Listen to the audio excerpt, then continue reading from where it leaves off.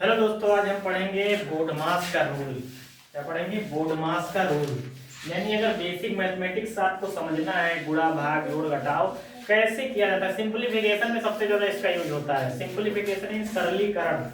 तो बोडमास का नियम होता क्या, पहले यही हम आपको बताएंगे। BODMAS BODMAS, BODMAS. ठीक है, इसको हिंदी में आप ऐसे याद रखें, बदमाश। बदमाश है ये। अगर इसको नहीं तुमने संभाला तो बड़ी तुम्हारी बेकार हो जाएगी। बोडमास, बोडमास, बोडमास का नियम। बहुत लोग चले जाते हैं बड़े बड़े क्लासों में, फिर भी जब कोई सवाल आ जाता है सिंपलीफिकेशन का तो वो हल नहीं कर पाते हैं, क्योंकि उनको बेसिक गणित का जो रिक्वायरमेंट है, जो सिंपलीफिकेशन का, वो नहीं आता है। तो सबसे पहले हम आज की इस वीडियो में क्या करेंगे, हम बोडमास के रूल के बारे में जानेंगे। यानी बोडमास का मतलब, यहाँ पे हर लेटर एक अलग यूनिक आइडेंटिटी रखता है, यानी उसका अलग एक मतलब है। तो सबसे पहले हम एक एक करके इसको बताने जा रहे हैं। सबसे पहले लिखेंगे बी, फिर ओ, ठीक है, फिर डी, फिर एम, फिर ए, फिर एस। ठीक है, इनका सबका अलग अलग मतलब है। तो सबसे पहले ये जैसे क्रम में, जैसे इंक्रीजिंग ऑर्डर में है, ऐसे अगर हम कोई सवाल लगाएंगे तो उसको इंक्रीजिंग ऑर्डर में ही लगाएंगे। सबसे पहले ये हमारा ब्रैकेट, ये है ब्रैकेट, यानी हिंदी में कहते हैं कोष्ठक। कोष्ठक, इसका मतलब ऑफ, इसका मतलब था ऑफ। ऑफ माने होता है, हिंदी में कहेंगे इसको का। ये है डी से डिवाइड, डिवाइड यानी भाग। ठीक है, M for multiply, M for multiply, A for addition, A for addition, और एस फॉर सब्ट्रैक्शन, सब्ट्रैक्शन। यानी अगर हम इसको कहेंगे तो ये है गुणा, ये है जोड़, और ये हमारा घटाव। यानी अगर कोई भी सवाल दे रखा है तो सबसे पहले हम क्या करेंगे, उसके ब्रैकेट को हल करेंगे। फिर ऑफ का मतलब का, यानी जिससे वो ब्रैकेट के पड़ोसी ब्रैकेट के, अब उसमें क्या कर रहा है, ब्रैकेट लगा हुआ है, तो उस ब्रैकेट को हल करेंगे। फिर डिवाइड करेंगे, फिर मल्टीप्लाई करेंगे, फिर एडिशन करेंगे, फिर सब्ट्रैक्शन। कोई जरूरी नहीं है कि बोडमास में जितने नियम हैं, यानी ये कितने हो गए, 4 2 6, यानी 6 चीजें आपको दे ही रखी हो। कोई भी 2 चीजें दे रखी है तो हमें इंक्रीजिंग ऑर्डर में ही हमको हल करना है। जैसे एक हम एग्जांपल लेके आपको समझाने का प्रयास कर रहे हैं कि अगर कोई भी सवाल दे रखा है, सबसे पहले उसमें करेंगे क्या। ठीक है, तो आप ऐसे आप समझिए, सबसे पहले आपको ब्रैकेट को हल करना है। ब्रैकेट कैसा, सबसे पहले छोटा वाला,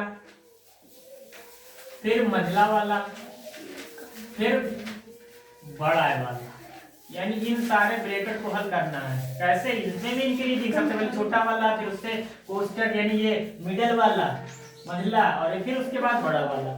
तो हम एक उदाहरण से आपको समझाने का प्रयास कर रहे हैं, आप समझिएगा। उदाहरण ले रहे हैं एक हम, हल करें या सरल करें, ऐसे लिख सकते हैं, सरल करें।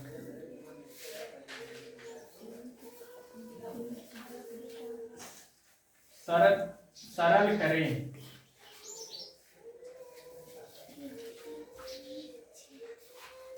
जैसे इस तरीके से सवाल हो सकता है।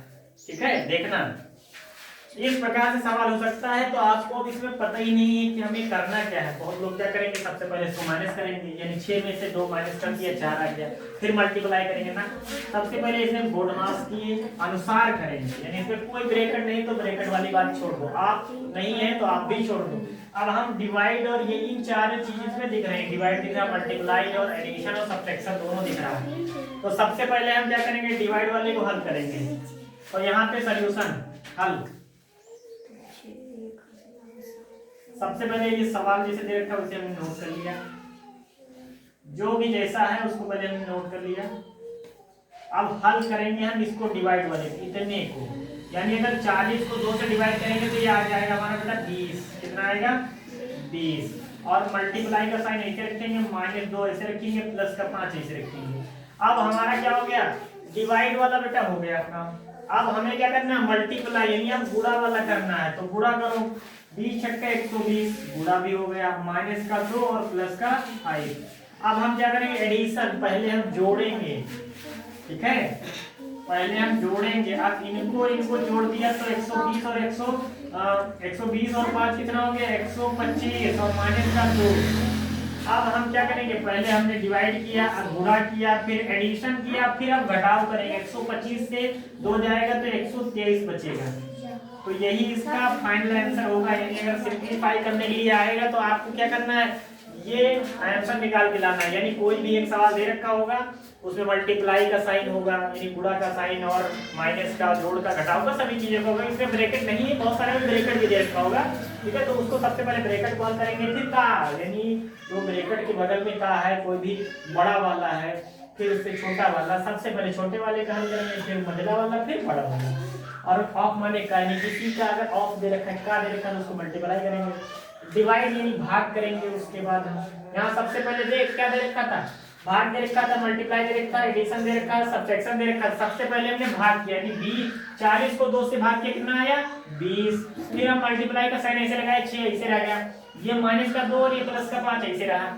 अब हमने फिर गुणा किया। सबसे पहले हमें क्या करना है बेटा, यहाँ से देखना, डिवाइड फिर किया हमने मल्टीप्लाई, तो मल्टीप्लाई करेंगे तो ये 120 आ जाएगा, 120 आएगा, ये 5 है।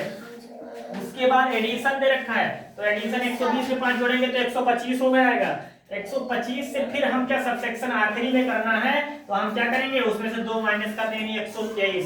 तो इस प्रकार से अगर सवाल दे रखा है तो सबसे पहले आपको बोर्ड मास का नियम अपने दिमाग में फिट कर लेना चाहिए कि सबसे पहले आपको करना क्या है, ब्रैकेट करना है, ब्रैकेट को हल करना है, फिर ऑफ को हल करना है, फिर इसके बाद डिवाइड को करना है, फिर मल्टीप्लाई को, फिर एडिशन को, फिर सबसेक्शन को।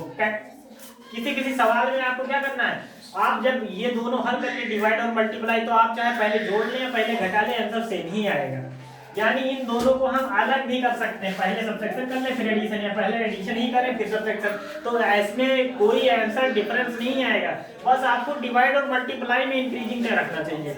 आई होप समझ में आया होगा। इस प्रकार से अगर आप मैथ में मजबूती बनाना चाहते हैं, आप समझना चाहते हैं, किसी भी कॉम्पिटिटिव एग्जाम की हो या कोई एकेडमिक में हो, आपको ये आना ही चाहिए। बोर्ड मास एक ऐसा नियम है जिसको सबको पता होना चाहिए, यानी क्लास 5 से लेके और हायर लेवल तक, जहां तक जिसको, मान लो किसी ने मैथ में अगर कुछ किया है तो उसको तो पता ही होगा ऑलरेडी, लेकिन जो नॉन मैथ बैकग्राउंड के हैं, आर्ट साइंस के, आर्ट के हैं, या फिर जो है और किसी जो पढ़ाई छोड़ दी है या कोई कॉम्पिटिटिव एग्जाम की अब तैयारी कर रहे हैं, तो उनके लिए भी